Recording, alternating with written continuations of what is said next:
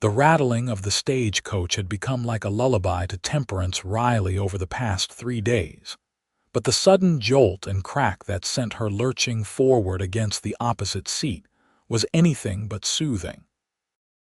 Her hands flew protectively to her swollen belly as the coach came to a grinding halt, the sound of splintering wood and men's shouts filling the air outside. "Everyone all right in there?" The driver's gruff voice called through the small window. Temperance steadied herself, wincing slightly as the baby within her kicked in protest at the disruption. "Yes, I'm fine," she called back, though the truth was far from it. At 7 months pregnant and traveling alone from St. Louis to San Jose, California, where her sister lived. Fine was a generous assessment. The year was 1873, and the journey west had already proven more challenging than she had imagined when she'd fled her home 3 weeks earlier. The sympathetic glances of her fellow passengers had thankfully ended when they departed at the previous stop, leaving her mercifully alone with her thoughts and her unborn child. The driver appeared at the door, his weathered face creased with concern. "Madam, I'm afraid we've broken an axle." "Bad one, too." He removed his hat, twisting it in his hands.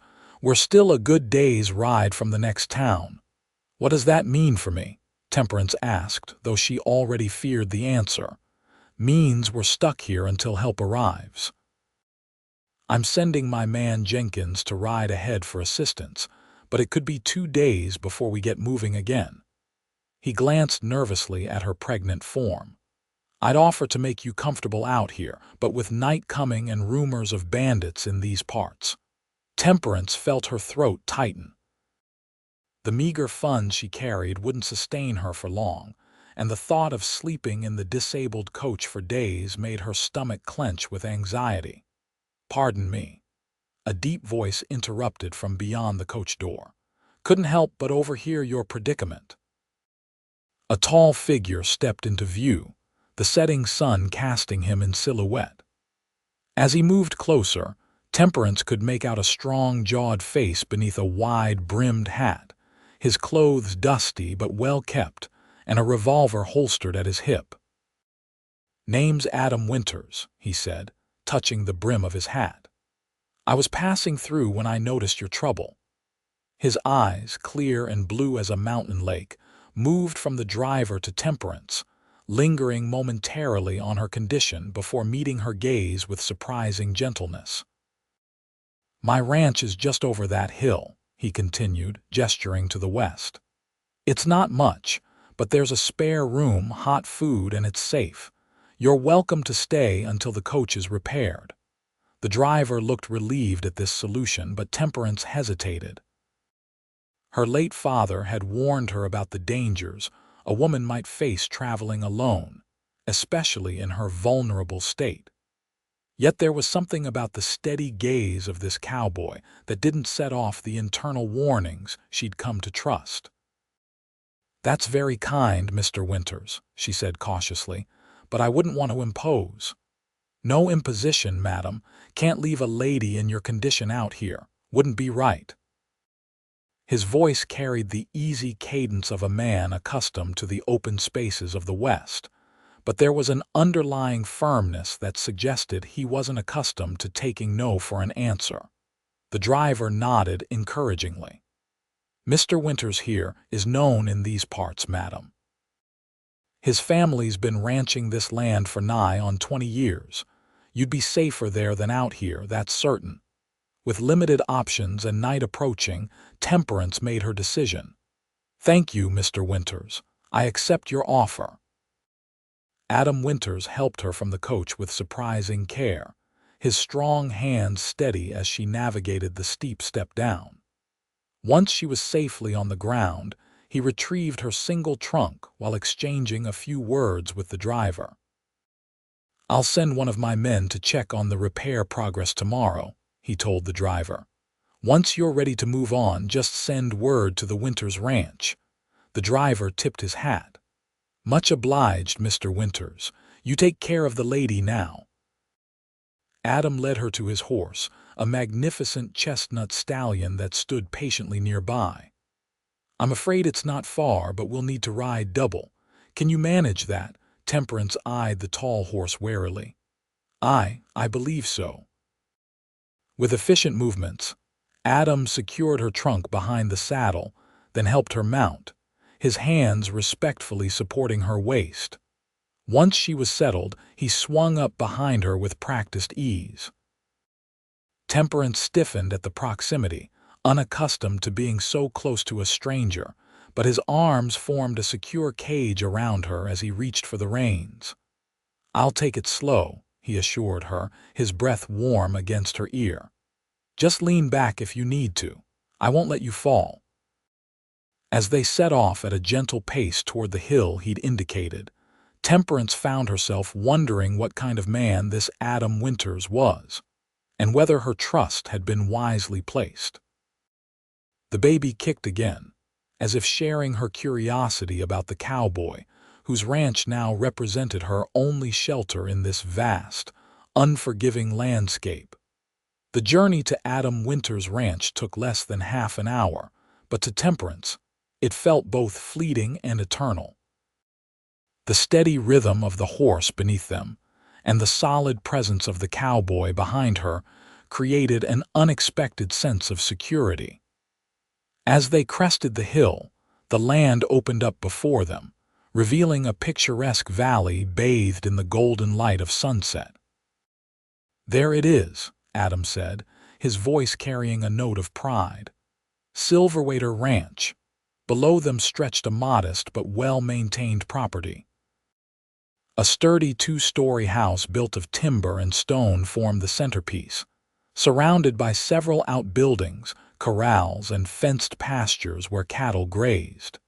A creek glimmered like a silver ribbon through the property, explaining the ranch's name. "It's beautiful," Temperance said sincerely, finding herself drawn to the peaceful scene. "Been in my family since '53, Adam explained as they began the descent. "My pa came west during the gold rush but found his fortune in cattle instead of mines. Said land was more reliable than gold dust." As they approached the main house, a woman emerged onto the porch, wiping her hands on her apron. Her gray-streaked hair was pulled back in a simple bun, and her face creased with curiosity at the sight of them. "That's Mrs. Holbrook," Adam explained, "our housekeeper. Been with us since I was knee-high to a grasshopper." They reached the house, and Adam dismounted first, then carefully helped Temperance down. Her legs felt unsteady after the ride, and she was grateful for his supportive grip. "Mrs. Holbrook, this is Miss," he paused, suddenly realizing he didn't know her name. "Riley," Temperance supplied. "Temperance Riley." "Miss Riley," Adam continued. "Her stagecoach broke down on the Eastern Road. She'll be staying with us until repairs are made. Mrs. Holbrook's sharp eyes took in Temperance's condition, but her expression remained professionally neutral. "Of course, Mr. Winters. I'll prepare the guest room immediately." "And perhaps some dinner," Adam suggested. "I imagine Miss Riley is famished after her journey." The older woman nodded.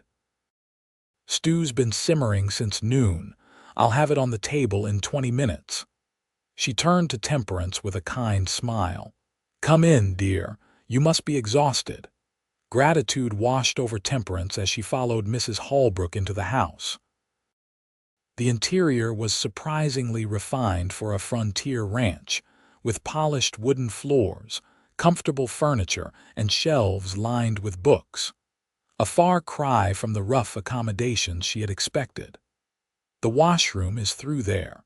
Mrs. Holbrook indicated a door off the main hallway. "I'll bring fresh towels and water so you can refresh yourself before dinner." "Thank you," Temperance said, her voice thick with emotion at this simple kindness. While Mrs. Holbrook bustled about preparing the guest room upstairs, Adam brought in Temperance's trunk. "Is there anything else you need from the coach? I can send one of the ranch hands to fetch it tomorrow." "No, everything I own is in that trunk," Temperance admitted. It was a humble admission, her entire life packed into a single wooden box. Adam nodded, his expression carefully neutral. Mrs. Holbrook will take good care of you. I need to see to the evening chores, but I'll join you for dinner.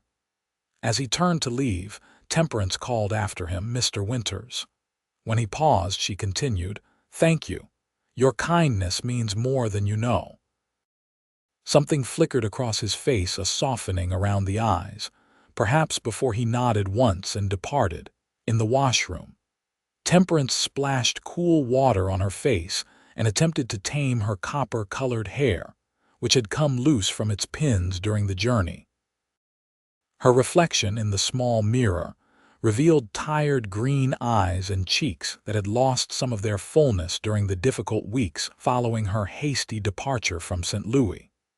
The circumstances of her flight were not something she cared to dwell on. Henry Blackwell, her former employer and the father of her child, had made it clear that he had no intention of acknowledging either of them. A married banker with social standing to maintain, he had offered her money to take care of the problem or leave town. She had chosen the latter, using the small inheritance from her father to finance her journey to her sister in California. Now, stranded at a stranger's ranch in what she guessed was western Colorado, Temperance wondered if she had made the right choice. Yet the alternative had been unthinkable. Mrs. Holbrook's gentle knock interrupted her thoughts. "Dinner's ready, Miss Riley, and your room is prepared whenever you wish to retire." The dining room was warmed by a crackling fire in the stone hearth. A heavy wooden table dominated the space, set with 3 places of simple but good quality dinnerware. Adam had returned from his chores, his face freshly washed and his dark blonde hair damp at the temples. He pulled out a chair for her, and Temperance sank gratefully into it, the scent of hearty beef stew making her mouth water. Mrs. Holbrook brought a basket of fresh bread and a crock of butter before taking her own seat.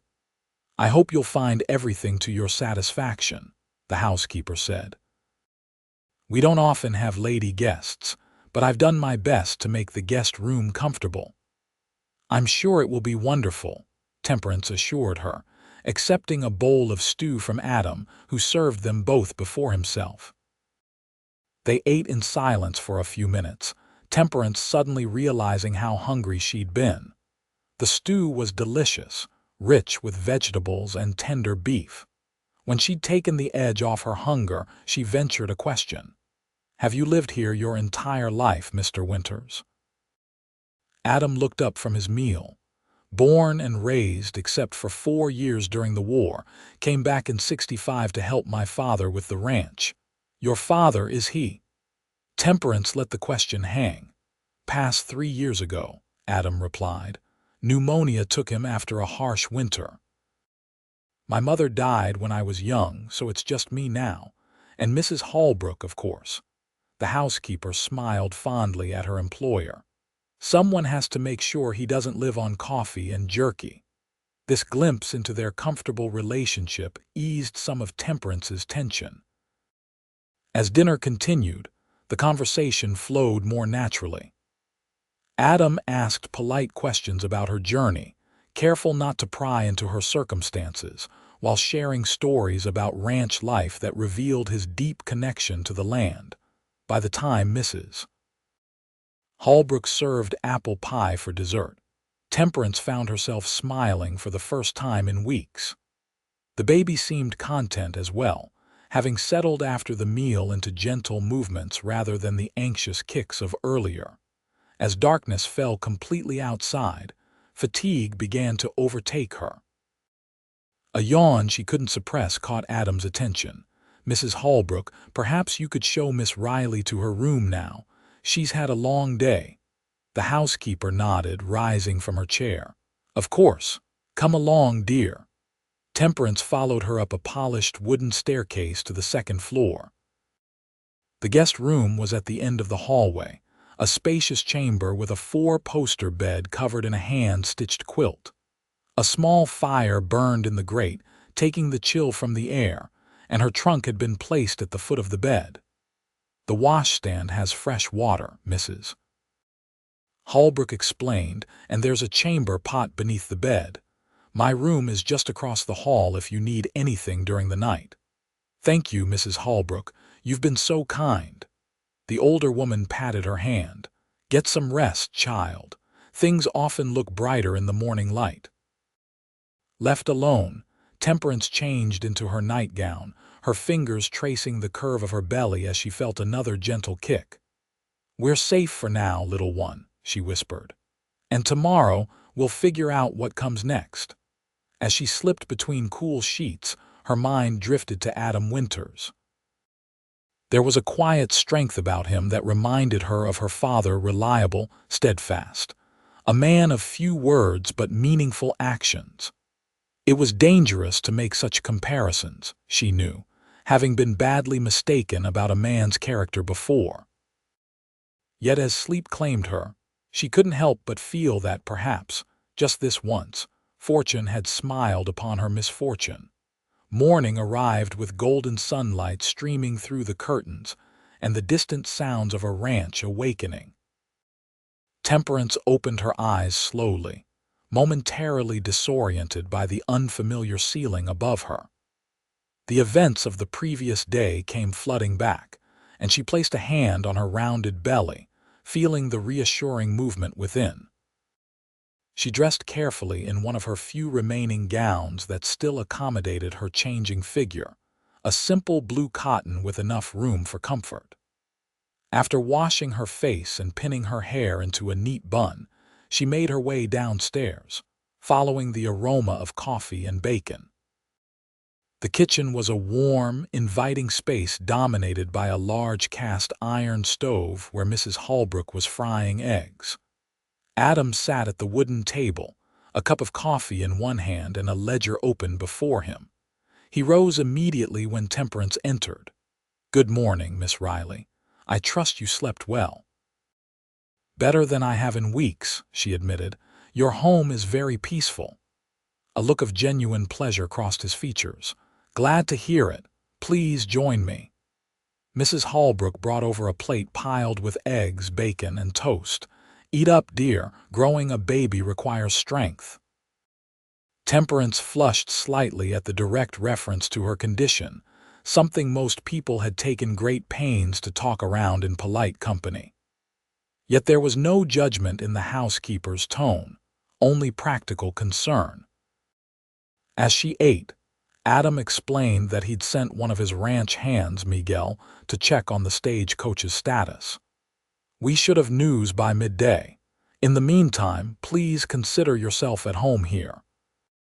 "I don't wish to disrupt your routine," Temperance said, aware that running a ranch required constant attention. "No disruption," he assured her, closing his ledger. "Ranch life continues regardless. In fact, if you're feeling up to it later, Mrs. Holbrook could show you around the property."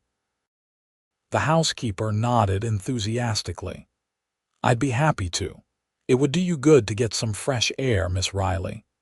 After breakfast, Adam excused himself to attend to his duties, leaving Temperance with Mrs. Holbrook.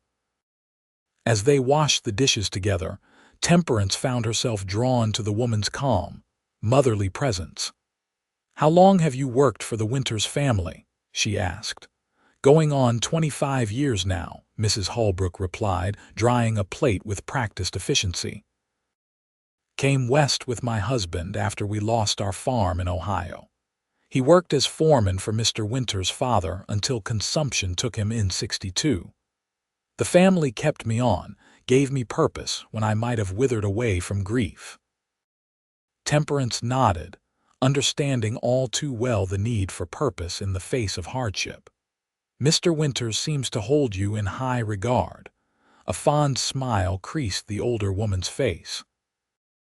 "Adam's a good boy, man, I should say, though it's hard to see him as anything but that serious little boy who used to follow his father around like a shadow."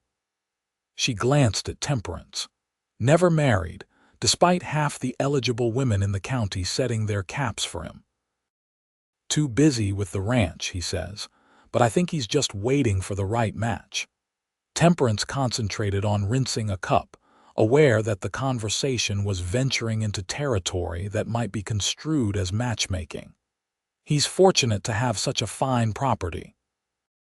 Worked hard for it, especially after his father passed, Mrs. Holbrook said, apparently content to let the subject change. Nearly lost it all in the drought 2 years ago, but Adam wouldn't give up. Dug new wells, changed some of his grazing practices. The other ranchers laughed at first, but they're not laughing now. This glimpse into Adam's character, his perseverance and willingness to try new approaches, intrigued Temperance. In her experience, men were often bound by tradition and pride, resistant to change even when it might benefit them. After finishing the dishes, Mrs. Holbrook kept her promise of a tour. They started in the kitchen garden, where neat rows of vegetables thrived despite the challenging climate, then moved on to the henhouse, the dairy, and finally to the edge of the pasture where cattle grazed on lush grass. The creek runs year-round, Mrs. Holbrook explained, pointing to the silver thread of water that gave the ranch its name. Adam's grandfather chose this land for that very reason. Water's more precious than gold out here. Temperance nodded, understanding the wisdom of such a choice. As they stood enjoying the view, she noticed a rider approaching from the direction of the road. Miguel returning, she presumed. "Let's head back," Mrs. Holbrook suggested. "Adam will want to hear the news right away." By the time they reached the main house, Adam was already speaking with Miguel on the porch. The ranch hand, a young Mexican man with a kind face, tipped his hat to the ladies as they approached. "Miss Riley," Adam said, turning toward her. "Miguel brings word about the stagecoach." "I'm afraid the news isn't good." Temperance's heart sank. "What's happened?" "The axle is broken clean through, and they'll need to send to Denver for a replacement part. The driver estimates it could be a week or more before they are ready to continue the journey." A week. The thought of imposing on Adam's hospitality for so long made her uncomfortable. Yet the alternative, seeking lodgings in an unknown town with her limited funds, was equally daunting. "I understand if this is too much of an imposition," she began, but Adam raised a hand to stop her. "You're welcome to stay as long as necessary," he said firmly. "I've already told Miguel to let the driver know you'll remain here until the coach is repaired." Miguel nodded. "He seemed relieved, Señorita. Said the nearest town has no proper accommodations for a lady in your condition." Temperance swallowed hard, fighting unexpected tears at this continued kindness. "Thank you, Mr. Winters. I don't know how I'll ever repay such generosity." Adam's expression softened. "No repayment necessary, Miss Riley. My father taught me that helping others isn't a debt to be repaid, it's simply the right thing to do." He glanced at the sky, noting the position of the sun. "Now, if you'll excuse me, I need to check the north pasture fence. Miguel reported some damage that needs attention." As Adam and Miguel departed, Mrs. Holbrook guided Temperance back inside. "Don't fret about staying longer, dear. It's a blessing to have another woman around the place. Gets lonely with just men and cattle for company." Temperance smiled gratefully, but her mind was already turning to how she might make herself useful during her extended stay. She had never been comfortable with idleness, even as a guest. "Mrs. Holbrook, I'd like to help with household tasks while I'm here," she said as they entered the kitchen. "I'm perfectly capable of cooking, cleaning, and sewing, despite my condition." The housekeeper studied her for a moment. "I won't turn down an extra pair of hands, but you must promise to rest when needed. That baby comes first." "Agreed," Temperance said, relieved to have a way to contribute. For the remainder of the day, she assisted Mrs. Holbrook with preparing dinner, a hearty beef roast with vegetables from the garden, and mending some of Adam's work shirts. The physical tasks were a welcome distraction from her uncertain future, allowing her mind to focus on the present moment rather than the complications that awaited her in San Jose. When Adam returned in the evening, his surprise at finding his shirts neatly mended was evident. "You didn't need to do this, Miss Riley," he said, examining the precise stitches along a torn seam. "It gave me something useful to do," she explained. "I've never been good at sitting idle." He nodded, seeming to understand. "My mother was the same way. Always busy with something gardening, preserving, making our house a home." A shadow crossed his face, suggesting the memory was both sweet and painful. During dinner, Adam shared stories about the day's work and his plans for expanding the herd come spring. Temperance found herself drawn into the conversation, offering observations and asking questions that revealed her own background in managing a household. "You seem knowledgeable about running a property," Adam remarked. "My father was a schoolteacher, but he owned a small farm outside St. Louis," she explained. "After my mother died, I took over managing the household when I was 16. When father passed last year, She hesitated, not wishing to reveal too much about her subsequent employment in the Blackwell household and the disastrous consequences. "I had to make my own way." Adam seemed to sense her discomfort and steered the conversation to safer topics.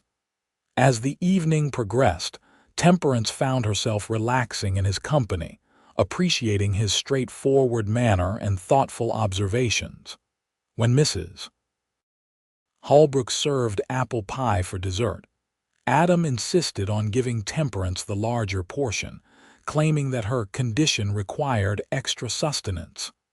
The gesture, simple as it was, touched her deeply. So few men in her experience had shown such consideration for a woman's needs, especially one in circumstances like hers. Later, as Temperance prepared for bed, she found herself wondering about Adam Winter's life. Why had such a capable, handsome man never married? Mrs. Holbrook had mentioned eligible women setting their caps for him, yet he remained single at what? 30. Perhaps a few years more. She caught herself mid-thought, surprised by the direction of her musings. It was dangerous to develop any interest in her host beyond gratitude for his kindness. In a week or so, she would continue her journey to San Jose, where her sister waited. Adam Winters and Silverwater Ranch would become nothing more than a brief, pleasant memory in a journey otherwise marked by hardship. Yet as she drifted off to sleep, her hand resting protectively over her unborn child, Temperance couldn't help but wonder what it might be like to belong in a place like this, a home built with care, run by a man of integrity, far from the judgmental eyes of society. Days at Silverwater Ranch fell into a rhythm that Temperance found both comforting and dangerously seductive. Each morning began with breakfast in the kitchen, where she joined Adam and Mrs. Holbrook in planning the day ahead. Despite her initial protests, Adam insisted that she not overexert herself, but he did accept her offer to help with lighter household tasks. "My sister would never forgive me if I arrived in California having neglected my health," she admitted on the third morning, when Adam expressed concern about her mending linens for several hours the previous day. "You have family in California?" he asked, looking up from his coffee. Temperance nodded. "My sister Tabitha. She moved to San Jose 5 years ago with her husband. He's a carpenter who found steady work building homes for the growing population there. And they're expecting you." "Yes, though." She hesitated. "My arrival will be somewhat of a surprise. My letter informing them of my journey may not have reached them before I departed St. Louis." Adam's brows furrowed slightly, but he didn't press for details. Instead, he said, "If you'd like to send a letter ahead, Miguel is riding to town tomorrow. He could post it for you." "That would be wonderful," Temperance said, grateful for his thoughtfulness. Later that day, as she sat on the porch writing to her sister, Adam returned from checking the cattle with one of his ranch hands. Seeing her, he dismissed the man and approached the porch, removing his hat as he did so. "Mind if I join you?" he asked. "Please do," she replied, setting aside her unfinished letter. "How are the cattle faring?" "Well enough. The new grazing method is paying off more grass, healthier animals." He settled into the chair beside her, stretching his long legs before him. "How about you?" "Feeling comfortable here." "Very much so," she admitted. "Too comfortable, perhaps. I fear I'm becoming spoiled by Mrs. Holbrook's cooking and your hospitality." A smile tugged at the corner of his mouth. "Doesn't seem possible to spoil someone who insists on working as hard as you do." "Hardly working," she demurred. "Light mending and helping with meals is the least I can do. Mrs. Holbrook tells me you reorganized the entire pantry yesterday and preserved 3 jars of late peaches." Caught, Temperance felt heat rise to her cheeks. The pantry needed attention, and those peaches would have spoiled by week's end. Adam's smile widened. "I'm not complaining, Miss Riley, just observing that you seem determined to earn your keep despite being a guest." "I've never been comfortable with idleness," she admitted. "My father believed that work gives purpose to life, and I've found that to be true, especially in difficult times." Adam studied her for a moment, his blue eyes thoughtful. "Your father sounds like a wise man." "He was," she said softly. "I miss his counsel more with each passing day." They sat in companionable silence for a while, watching the afternoon sun cast long shadows across the yard. A light breeze carried the scent of pine from the distant hills, mixing with the earthy smells of the ranch. "Would you like to see more of the property tomorrow?" Adam asked suddenly. "If you're feeling up to it, we could take the buckboard out after breakfast. There's a view from the North Ridge that's worth the journey." Temperance was surprised by the invitation. "Won't that take you away from your duties?" "Nothing that can't wait a few hours," he said with a shrug. "Miguel and the boys can handle the morning chores." The prospect of exploring more of the beautiful landscape appealed greatly. "Then yes, I'd like that very much." Adam nodded, seeming pleased by her acceptance.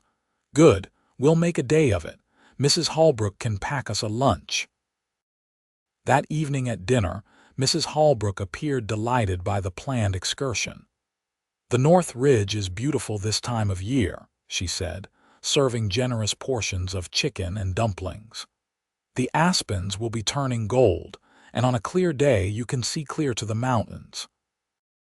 Temperance noticed a particular look pass between the housekeeper and Adam, something knowing in the older woman's eyes, and a touch of embarrassment in his.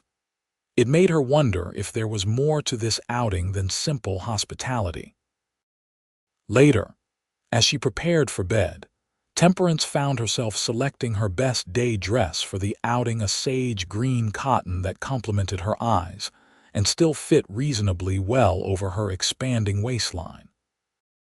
She told herself it was merely about looking presentable, but a small voice in her mind whispered that perhaps she wanted to appear attractive to her kind host. "Don't be foolish," she murmured to herself as she brushed her long copper hair. "You're a pregnant, unmarried woman fleeing scandal. The last thing you should be thinking about is making an impression on a man, no matter how kind he's been." Yet when she finally slept, her dreams were filled with images of blue eyes and sun-dappled aspens, and a sense of possibility she hadn't felt in a very long time. Morning dawned clear and crisp, a perfect autumn day in the high country. Adam had the bugboard ready after breakfast, complete with cushions for comfort and blankets against the chill. Mrs. Holbrook handed him a basket filled with food, giving him a meaningful glance that made him clear his throat and turn away quickly. "Ready, Miss Riley?" he asked, helping her up onto the seat. "Temperance," she said impulsively. Please, after all your kindness, I think you can call me Temperance." A pleased expression crossed his face. "Temperance, then. And I'm Adam." As they set off, Temperance found herself enjoying the gentle sway of the wagon and Adam's quiet commentary on the ranch lands they passed. He pointed out particular features: a stand of trees where wild turkeys nested, a shallow crossing in the creek that had been used by Native Americans long before settlers arrived, the distant outline of mountains that marked the Continental Divide. "My grandfather crossed those mountains with nothing but a mule and a dream," he told her. "Said it was the hardest and best decision he ever made. He sounds like a brave man, brave or foolhardy, depending on who you ask," Adam said with a chuckle. "My grandmother always claimed it was a bit of both." They climbed steadily for nearly an hour, the horses maintaining a steady pace up the winding trail. Temperance marveled at how the landscape changed from the open pastures near the house to thicker stands of pine and aspen as they gained elevation. Finally, Adam guided the horses to a stop near the crest of a ridge. "We'll walk from here," he said, jumping down and coming around to help her. "It's just a short distance to the viewpoint." His hands were strong and sure as he helped her down, lingering perhaps a moment longer than necessary once her feet touched the ground.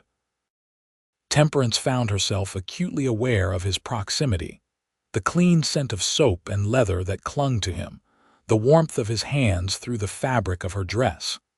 He offered his arm, which she gratefully accepted, and they walked slowly along a narrow path that wound through a grove of aspens. Just as Mrs. Hallbrook had predicted, the leaves were turning, creating a canopy of gold above them that shimmered in the breeze. "It's beautiful," Temperance breathed, looking up at the dancing leaves. "Wait until you see the view ahead," Adam promised. A few minutes later, the trees opened up to reveal a stunning panorama. The valley stretched out below them, Silverwater Ranch visible as a collection of buildings near the glittering ribbon of the creek. Beyond, rolling hills gave way to distant mountains, their peaks already dusted with early snow. "Oh my," Temperance whispered, unconsciously tightening her grip on Adam's arm. "I've never seen anything so magnificent." Adam watched her reaction with evident pleasure. "This is my thinking spot," he admitted. "When decisions need making or troubles need sorting, this is where I come. I can see why." The vastness of the landscape put things in perspective, making human concerns seem smaller, more manageable. Adam led her to a flat boulder that formed a natural bench overlooking the valley. After helping her sit, he settled beside her, close but not uncomfortably so. "My father brought me here when I was 10 years old," he said, gazing out at the view. "Told me that someday all this would be my responsibility. I remember feeling terrified and proud all at once." "You've done him proud," Temperance said sincerely. "The ranch is thriving under your care." He turned to look at her, surprise and gratitude in his eyes. "Thank you. That means more than you might know." They sat in comfortable silence for a while, the only sounds being the rustle of leaves and the occasional call of a hawk circling overhead. Temperance felt a peculiar peace settle over her, something she hadn't experienced since before her father's death and the subsequent upheaval of her life. "May I ask you something, Temperance?" Adam's voice was gentle but serious. She tensed slightly, aware that personal questions had been largely avoided during her stay. "You may ask, though I can't promise to answer." He nodded, accepting this boundary. "The baby's father, is he aware of your journey west?" The question, though expected, still stung. "He is aware of the child," she said carefully, "but he has made it clear he wants no part in either of our lives." Adam's jaw tightened, a flicker of anger crossing his features. "I see." "He is a married man," Temperance continued, feeling she owed him at least some explanation after his kindness. I was employed in his household as a companion to his ailing mother. He took advantage of my position and my grief following my father's death. She swallowed hard. When I told him about the child, he offered money to resolve the problem or to leave town. I chose the latter. "I'm sorry," Adam said, his voice low and sincere. "No woman should be treated so callously. The fault was partly mine," she admitted. "I was naive, desperate for comfort after losing my father. I mistook attention for affection." Adam shook his head firmly. "A man of honor doesn't prey on a woman's vulnerability, regardless of circumstances." His staunch defense touched her deeply. They fell silent again, but it was a different quality of silence weighted with shared confidences and growing understanding. After a time, Adam stood and offered his hand. Hungry, Mrs. Holbrook packed enough food for a small army. Grateful for the shift to lighter conversation, Temperance accepted his help in rising. "I seem to be perpetually hungry these days," she admitted with a small laugh. "This little one has quite the appetite." They returned to the wagon, where Adam spread a blanket on a patch of sun-warmed grass. The lunch basket revealed cold chicken, freshly baked bread, cheese, apples, and a jar of Mrs. Holbrook's famous strawberry preserves. There was even a small cake, carefully wrapped in cloth. "Mrs. Holbrook has outdone herself," Temperance said, surveying the feast. "She likes you," Adam replied, handing her a plate. "Says you have good sense and a kind heart. High praise from a woman who's not easily impressed." Temperance smiled, pleased by the assessment. "I like her too. She reminds me of my mother, what little I remember of her." As they ate, the conversation flowed easily between them. Adam shared stories of his childhood on the ranch, including mishaps with his first horse and early attempts at roping cattle. Temperance found herself reciprocating with tales of her own youth, helping her father with his students, learning to manage a household from her mother's sister, who lived with them after her mother's death. The simple pleasures of life in rural Missouri before everything changed. "You miss it?" Adam asked. "Your home in Missouri?" Temperance considered the question. "I miss what it was when my father was alive," she said finally. "The place itself became tainted after his death and what followed, but I do miss having roots, a place that feels like it's mine." Adam nodded, understanding. "That's how I felt during the war. 4 years away, wondering if I'd ever see this land again, made me appreciate it all the more when I returned." "Were you there when it ended?" she asked. "The war, I mean." "Appomattox," he confirmed. "Saw Lee surrender to Grant." "Strangest day of my life, relief and sorrow all mixed up together." He hesitated, then added, "Lost my younger brother at Gettysburg, James. He was just 19. "I'm so sorry," Temperance said softly, instinctively reaching out to touch his hand. Adam turned his palm up, capturing her fingers in a gentle hold. "Thank you. It was a long time ago, but some griefs never fully heal." They remained that way for a moment, hands linked, a connection forming that transcended the brief duration of their acquaintance. In Adam's eyes, Temperance saw understanding and something more, an interest that both thrilled and frightened her. The baby chose that moment to deliver a particularly enthusiastic kick, making her gasp and place her free hand on her belly. "Are you all right?" Adam asked, concern immediately replacing the previous warmth in his gaze. "Yes, just an active little one," she assured him with a smile. "He or she has been especially lively today. Perhaps it's the fresh air and excitement." Adam's expression softened. "May I?" he asked tentatively, his eyes dropping to her rounded middle. The request surprised her, but she nodded, guiding his hand to the spot where the baby continued to kick. His touch was gentle, almost reverent, and the wonder that spread across his face as he felt the movement beneath his palm made her throat tighten with emotion. "That's amazing," he murmured, his eyes meeting hers with genuine awe. "A new life, right there under your heart." "It is miraculous," she agreed, "even when it keeps me awake at night." He laughed softly, reluctantly withdrawing his hand. "My mother used to say that babies practice being troublesome before they're even born, just to prepare parents for what's coming." "Your mother sounds like she was a wise woman." "She was," he confirmed. "I think she would have liked you very much, Temperance." The simple statement carried weight beyond the words themselves, suggesting possibilities that Temperance hardly dared consider.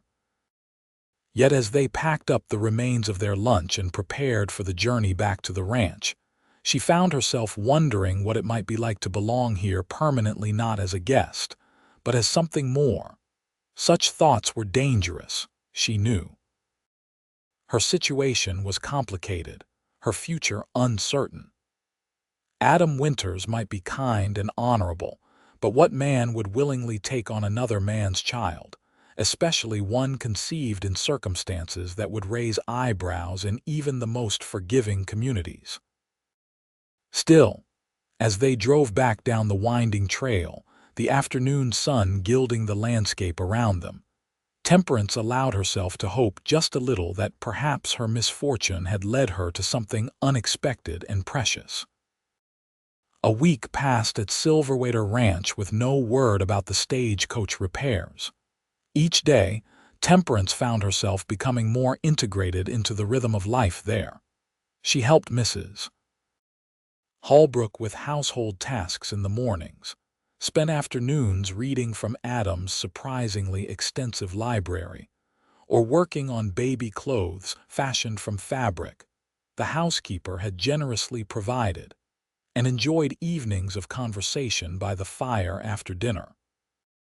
Adam made a point of spending more time at the house than was his usual habit, according to Mrs. Holbrook's knowing comments.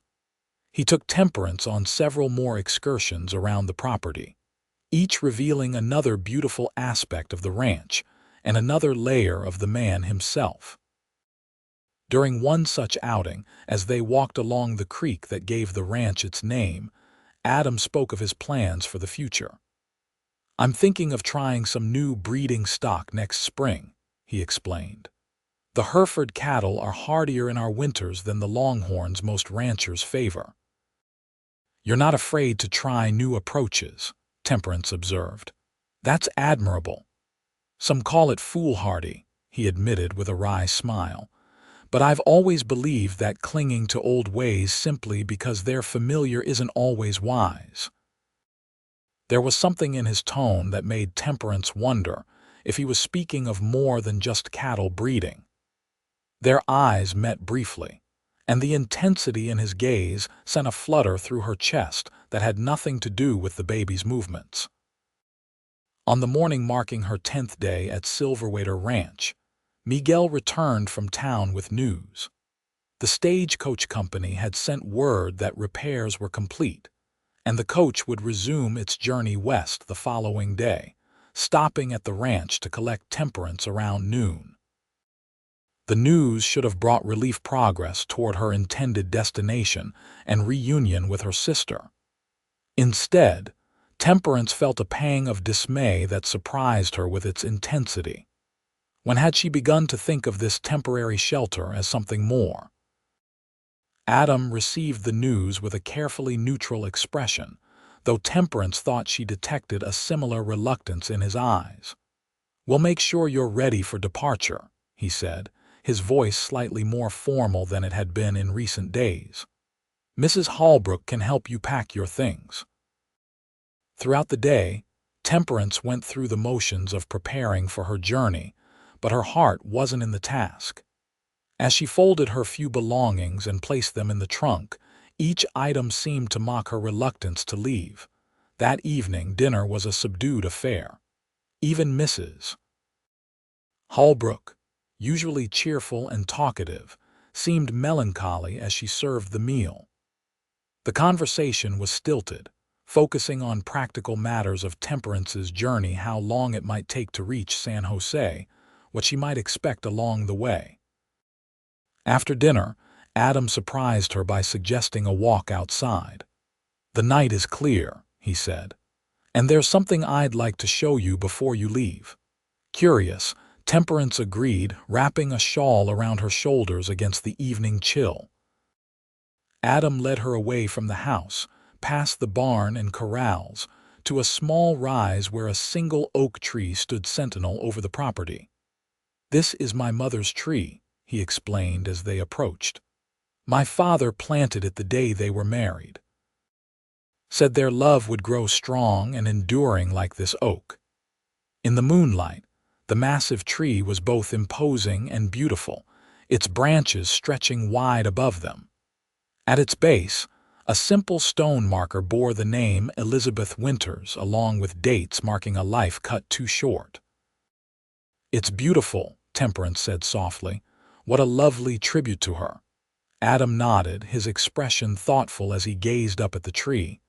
"I come here sometimes when I need to think clearly. Seems appropriate tonight." Her heart quickened.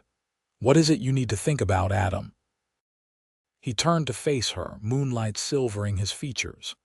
"You, Temperance, us, what might be possible?" The directness of his answer took her breath away. I don't understand. I think you do." His voice was gentle but resolute. "These past 10 days have been the happiest I've known in years. Having you here, seeing how naturally you fit into life at Silverwater, it's made me realize what's been missing." Temperance swallowed hard, scarcely daring to believe what she was hearing. "Adam, you know my situation. The child I carry is a blessing," he interrupted firmly. "A child who deserves love and security just as you do." "But people will talk," she protested weakly. "They'll assume the worst about both of us." Adam stepped closer, his expression earnest. "Let them talk. I stopped caring about gossip long ago. What matters is what's true, and what's true is that I've come to care for you, Temperance, deeply." Tears pricked at her eyes. "We've known each other such a short time. Some things don't require years to recognize," he said simply. "My parents knew after 2 weeks that they wanted to build a life together. They had 50 years of happiness ahead of them, cut short only by my mother's illness." Hope blossomed in Temperance's chest, fragile yet insistent. "What are you saying, Adam?" He took her hands in his touch warm and steady. "I'm asking you to stay, Temperance, not as a guest but as my wife, to make a home here with me, to raise your child, our child, in this place, to build something lasting together." A tear escaped, trailing down her cheek. "You would do that? Take on another man's child as your own?" "The moment I felt that baby kick beneath your heart, I knew I already cared for both of you," he admitted. "I don't see another man's child. I see a little one who needs a father, born to a woman I've come to love." Love. The word hung in the air between them, powerful and transformative. "I know it's sudden," Adam continued when she remained silent. "I don't expect an answer tonight. Take the time you need. The Stagecoach can continue without you tomorrow if you wish to consider my proposal. Your sister will understand a delay if it means making the right decision for your future." Temperance looked up at him. This man who had appeared in her life when she most needed kindness and had offered not just shelter but a future she had thought impossible. In his eyes she saw sincerity, hope, and yes, love. "I don't need time," she said finally, her voice steady despite the emotions welling within her. "My heart already knows its answer." Adam's expression was a mixture of hope and caution. "And what does your heart say?" "It says that some journeys end exactly where they're meant to," she whispered. "That sometimes what seems like misfortune is actually destiny in disguise." His hands tightened around hers. "Is that a yes, Temperance?" She nodded, a smile breaking through her tears. "Yes, Adam, I'll stay. I'll be your wife. We'll make a home here together." The joy that transformed his face was answer enough to any doubts that might have lingered. Adam drew her gently into his arms, mindful of her condition, and kissed her with a tenderness that spoke volumes about the kind of husband he would be. When they finally parted, both breathless and smiling, Adam pressed his forehead to hers. "I promise you won't regret this decision." "I know," she said simply, believing it with her whole heart. They walked back to the house hand in hand, the future stretching before them like the vast, promising landscape of Silverwater Ranch, a place where broken journeys could lead to unexpected destinations, and where a pregnant woman, alone when the stagecoach broke, could find not just temporary shelter but a permanent home. Mrs. Holbrook took the news of their engagement with a satisfaction that suggested she had been hoping for exactly this outcome. "About time you found yourself a proper wife," she told Adam with unconcealed delight, "and one with sense enough to keep you from working yourself into an early grave." Arrangements were made quickly. The stagecoach driver arrived the next day to find not a passenger waiting to continue the journey, but a beaming woman explaining that her plans had changed permanently. He seemed genuinely pleased for Temperance, tipping his hat and wishing her all happiness in her new life. A letter was dispatched to Temperance's sister in San Jose, explaining the extraordinary turn of events and inviting her family to visit when traveling was easier, perhaps, after the baby was born in the early spring. Adam wasted no time in riding to the nearest town to speak with the pastor about performing a wedding ceremony. Given Temperance's advanced pregnancy, they agreed that a simple ceremony at the ranch would be most appropriate, with only Mrs. Holbrook, Miguel, and a few trusted ranch hands as witnesses. The wedding took place 2 weeks later, on a crisp October morning. Mrs. Holbrook had transformed the main room of the ranch house with autumn flowers and greenery, creating a festive atmosphere despite the simplicity of the occasion. Temperance wore her best dress, the sage green one she had worn on their first outing, with a crown of golden aspen leaves woven by Mrs. Holbrook's skilled hands. Adam, standing tall and proud in a new black suit, watched with undisguised adoration as Temperance walked toward him.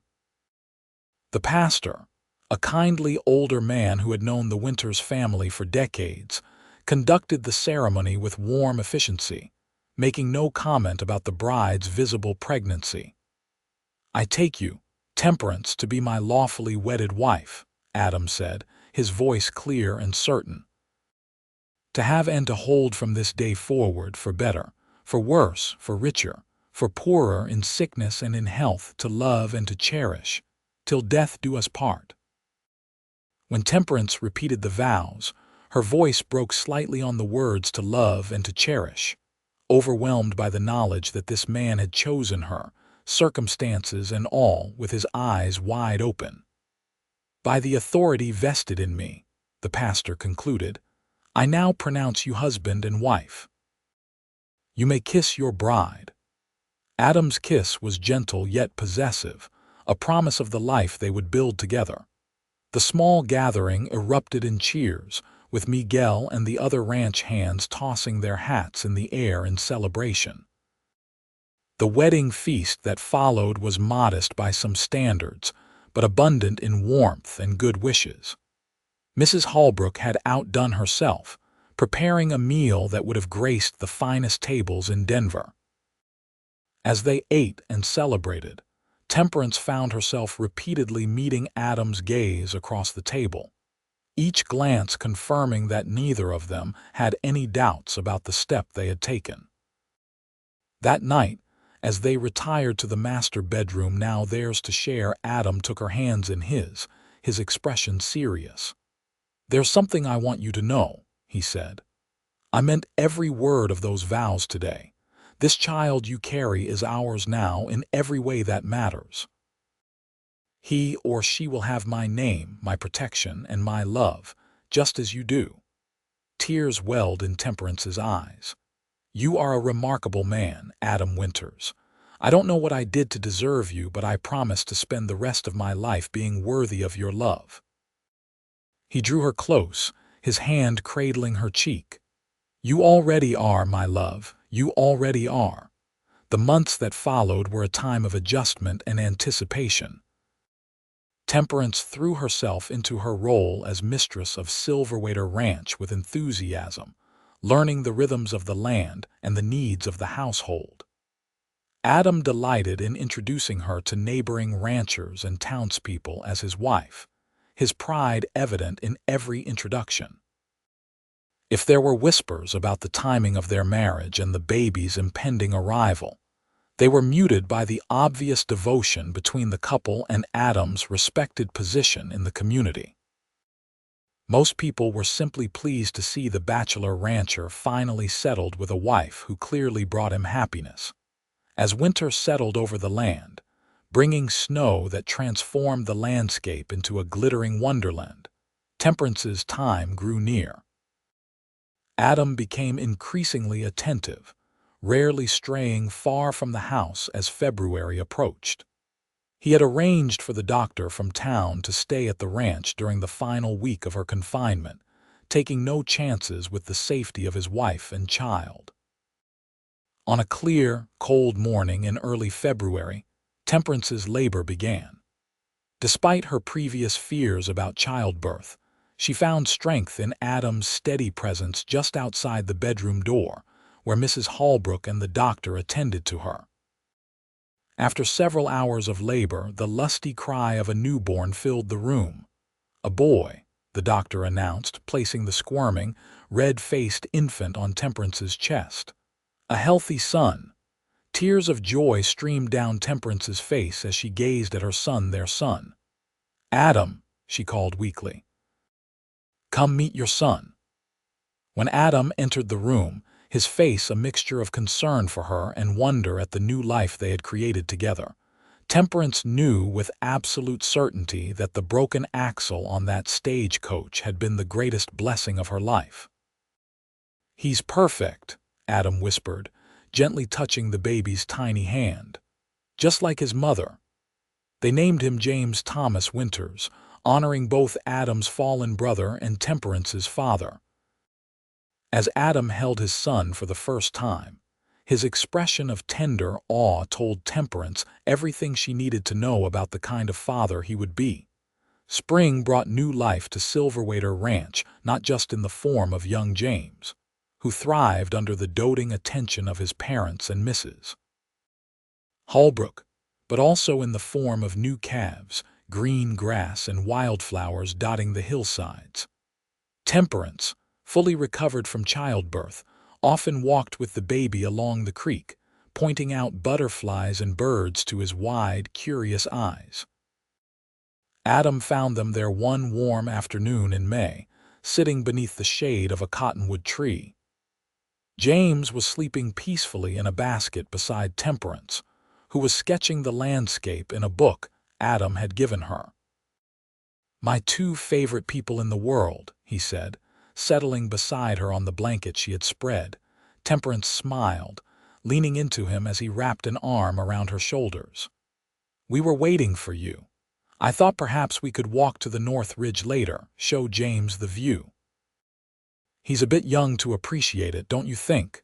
Adam teased, glancing at their sleeping son. "Perhaps," she admitted, "but I want him to know this land from the beginning, to love it as we do." Adam kissed her temple, his arm tightening around her. "He will. This is his legacy, after all." They sat in comfortable silence for a while, the only sounds being the babble of the creek and the occasional sleepy sigh from James. Temperance marveled at how completely her life had transformed in less than a year from desperation and uncertainty to this profound sense of belonging and purpose. "Any regrets?" Adam asked suddenly, as if reading her thoughts. "About staying, I mean, about not continuing to San Jose." Temperance turned to face him, cupping his cheek in her hand. "Not a single one," she said truthfully. "This is where I was meant to be, where we were meant to be." I knew at the moment you said your ranch was just over that hill." The smile that lit his face was worth any hardship she had endured on her journey to find him. As he lowered his lips to hers in a tender kiss, Temperance silently thanked that broken stagecoach axle for leading her to the truest home she had ever known, not a place, but a person, and the life they would build together. In the years that followed, Silverwater Ranch prospered under their joint care. Temperance's sister and her family eventually visited from California, leading to annual summer reunions that filled the ranch house with laughter and strengthened family bonds across the miles. James grew into a strong, thoughtful boy with his mother's copper hair and his father's blue eyes. When he was 3, a sister joined the family, Elizabeth Ann, named for both Adam's mother and Temperance's. 2 years later, the family expanded again with the arrival of Michael Adam, completing their family. On the 10th anniversary of their wedding, Adam took Temperance back to the oak tree where he had proposed. They stood hand in hand, looking out over the land that had sustained and nurtured them through a decade of joys and challenges. "You remember what I promised you that night?" Adam asked, drawing her close against the autumn chill. "That I wouldn't regret my decision," Temperance replied, smiling up at him. "You were right. Best decision I ever made," he said, kissing her forehead, "bringing home that pregnant lady from the broken stagecoach." Temperance laughed, the sound carrying across the peaceful landscape of Silverwater Ranch, the home she had found when all seemed lost, the place where a journey interrupted had led to a life beyond her wildest dreams. "I love you, Adam Winters," she said, resting her head against his chest. "Today and always." "And I love you," he replied, his voice warm with the truth of it. "My unexpected blessing, my heart's true home." Above them, the oak tree's leaves rustled in the gentle breeze, bearing witness to a love born from misfortune and nurtured into something enduring and beautiful, as strong and steadfast as the land that had brought them together.